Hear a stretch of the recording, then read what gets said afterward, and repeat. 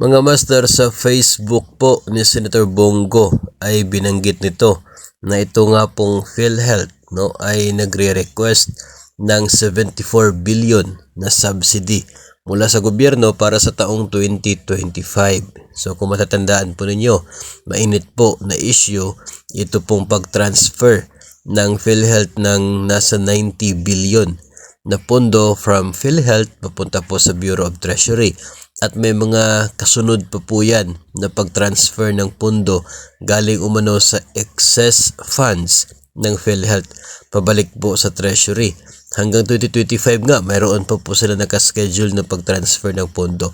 So, may point naman po itong pag-question ni Senator Bongo kung titignan po natin, dahil kung marami naman pong excess funds itong PhilHealth, bakit pa sila magre-request ng subsidy na nasa 74 billion?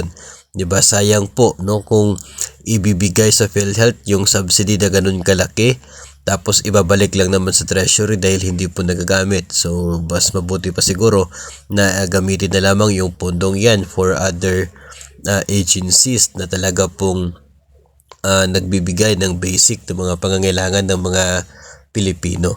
So, ito po ay mainit ngayon itong nangyayari po sa PhilHealth na sinasabing malaki pala yung excess funds nila. Pero yun nga yung pinagtataka din po natin, bakit patuloy pa rin silang nagkakaroon ng subsidy coming from the government, maliban pa po ito siguro doon sa employer share na binabayad para po sa atin from our employers. Magkaiba pa po ito kasi subsidy po yung term, hindi naman po share ng gobyerno sa kanya po mga empleyado.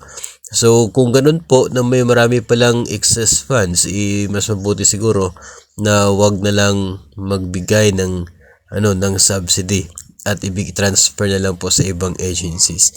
So kaya po mga master, ano po ang inyong opinion tungkol po dito sa issue na ito na pag-request ng PhilHealth ng 74 billion subsidy from the government para po sa taong 2025, given the fact na maraming excess funds yung agency at hindi po ito nagagamit. Marami naman po silang pinangako na mangyayari or pinaplano, pero so far sa ngayon wala pa naman po naging mga pagbabago.